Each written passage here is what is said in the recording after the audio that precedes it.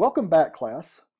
In our last lesson, we discussed how struggling students have a hard time building mutually supportive relationships and remain dependent, codependent, or independent in their relationships towards others. We then discussed ways we can improve moving towards interdependence by utilizing college resources and establishing effective study groups. In this lesson, we will address two more problems facing struggling students in their quest to build supportive relationships. However, as I've done in previous lessons, I will teach this lesson in sections. Therefore, I will have you watch a portion of this lesson, stop, watch another video, then continue with the lesson. Therefore, this lesson may be a little choppy. However, like previous lessons, the videos will be in order so you can easily navigate from section to section. So with that in mind, let's begin. One area where students struggle in strengthening relationships involves listening.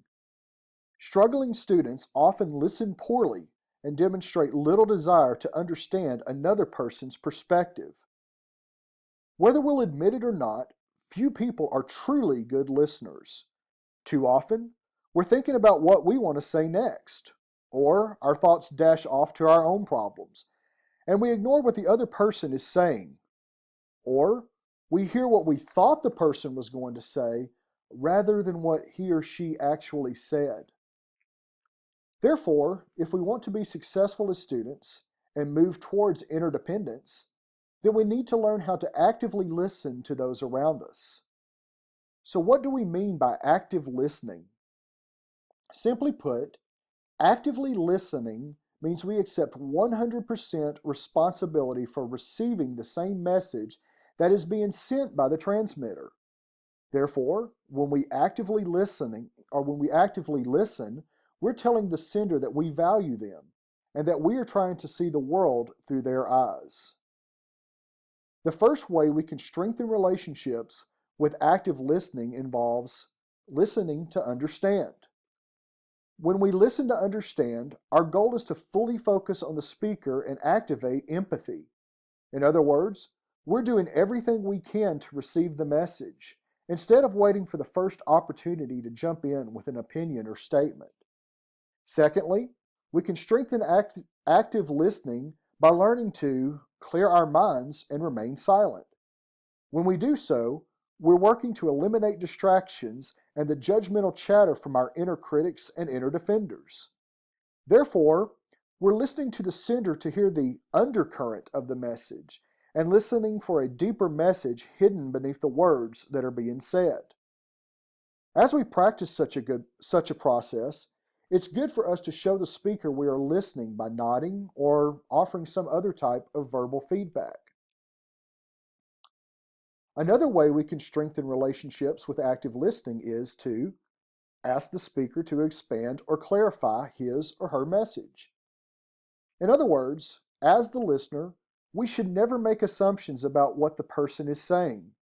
Therefore, we invite the speaker to add additional information by saying, "Tell me more about that," or "Could you give me an example?" The final way we can practice active listening is to reflect the other person's thoughts and feelings. In other words, we assume we don't understand the message, so we restate what we've heard in our own words to verify the accuracy of our understanding. For example, after the speaker finishes his or her statement, you may respond by saying, "So what I'm hearing you say is," or something to that effect.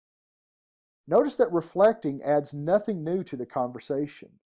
In such a process, we do not offer advice or tell of our own experiences. We're simply asking if we've received the message correctly before we respond. So how does active listening carry over to the classroom? Your textbook points out that active listening not only strengthens relationships with people, it strengthens our understanding of new concepts and helps us learn. In class, successful students clear their minds and prepare to hear something of value. They reflect the instructor's ideas, confirming the accuracy of what they've heard. When confused, they ask the instructor to expand or clarify, either in class or in conversations with the instructor outside of class. In other words, when we apply active listening in the classroom, we receive more accurate information.